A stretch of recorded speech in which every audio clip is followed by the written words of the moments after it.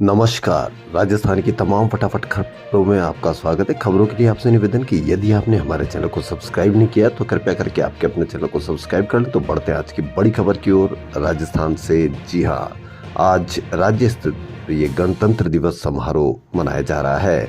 राज्यपाल मिश्र प्रदेश के राज्य स्तरीय समारोह में शुक्रवार सुबह 9:30 बजे राज्यपाल कलराज मिश्र राष्ट्रीय ध्वज फहराया। राज्य स्तरीय समारोह SMS स्टेडियम में किया गया है। राज्यपाल मिश्र राजभवन से सुबह 8:45 बजे झंडा फहराया। राज्यपाल मिश्र अमर जवान ज्योति पर पुष्प चक्र अर्पित कर शहीदों को श्रद्धांजलि भी अर्पित की है। वहीं मुख्यमंत्री भजनलाल शर्मा ने OTS में ये झंडारोहण किया। पेश है उसकी कुछ झलकियां।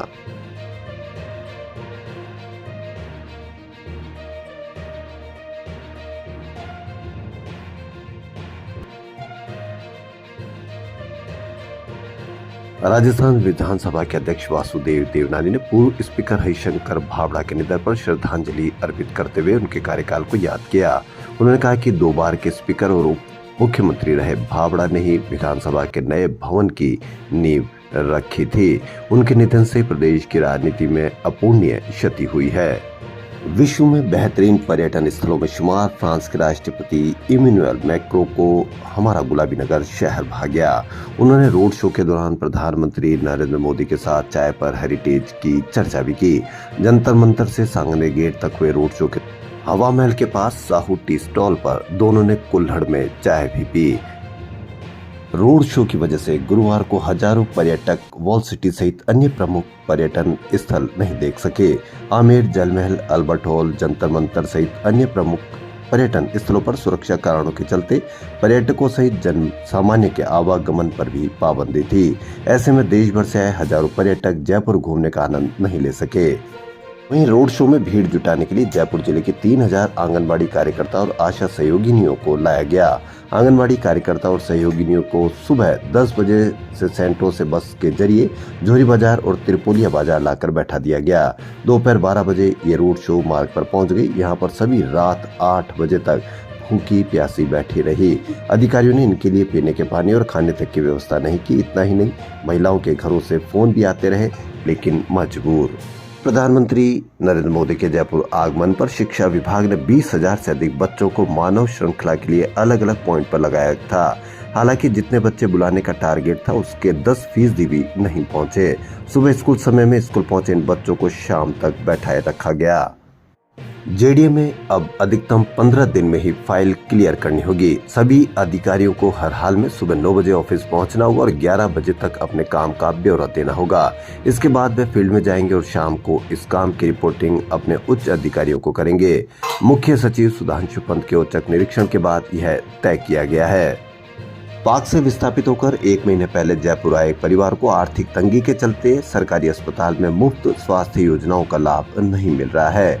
पाकिस्तान के सिंध प्रांत हैदराबाद से विस्थापित होकर 1 महीने पहले रवेश राज पत्नी मीना के साथ आगरा रोड पर कनकपुरी कॉलोनी में रहने लगे। मीना गर्भवती थी तो 8 जनवरी को प्रसव पीड़ा होने पर चांदपोल स्थित जनाना अस्पताल में एडमिट हुई। यहाँ उनको इलाज मिल गया, लेकिन डिस्चार्ज अटका क्योंकि पैसे नहीं है।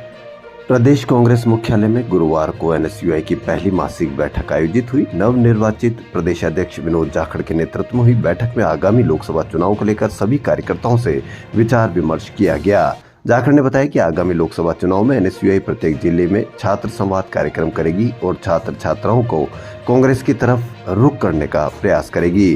वहीं बैठक में राहुल गांधी की भारत जोड़ो न्याय यात्रा को लेकर चर्चा भी की गई।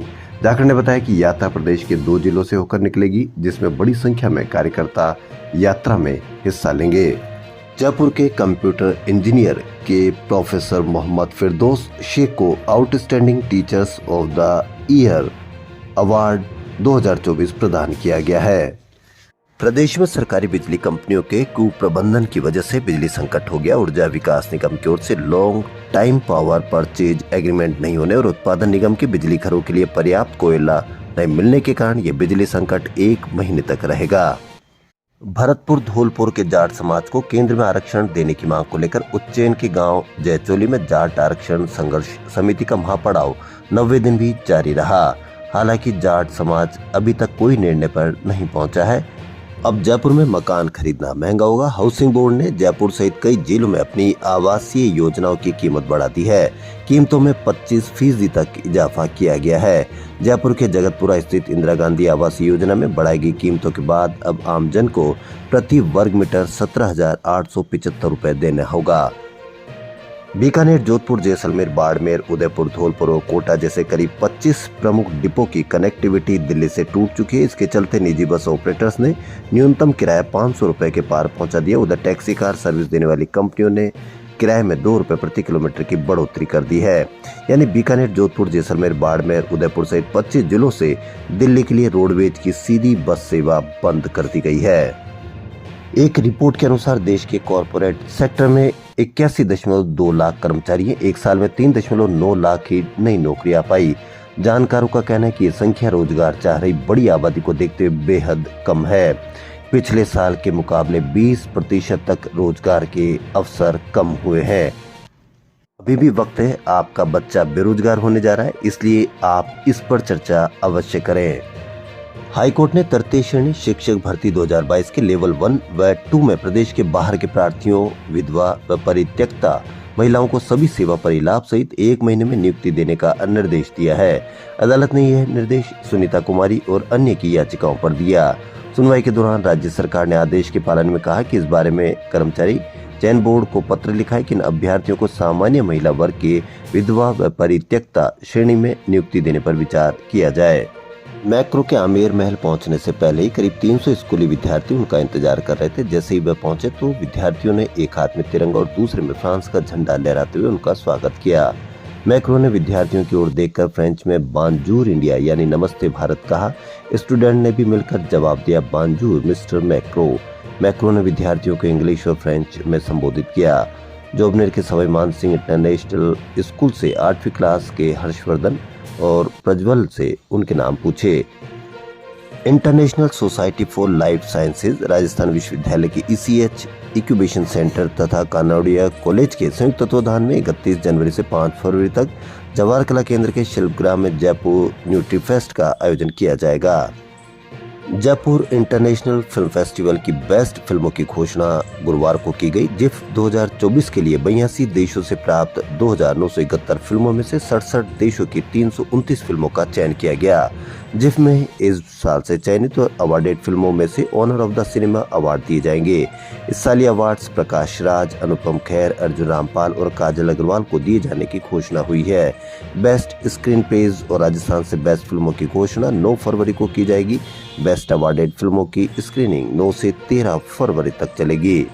कर्तव्य पथ पर परेड में राजस्थान से 175 भाग लेंगे। खास बात यह है कि राजस्थान से 23 महिलाओं को ट्रेनिंग दी गई है। इनमें से सभी का चयन हो गया। इस बार VIP मेहमानों के सामने लोक नृत्य प्रस्तुति भी राजस्थान की महिला कैडेट्स देगी।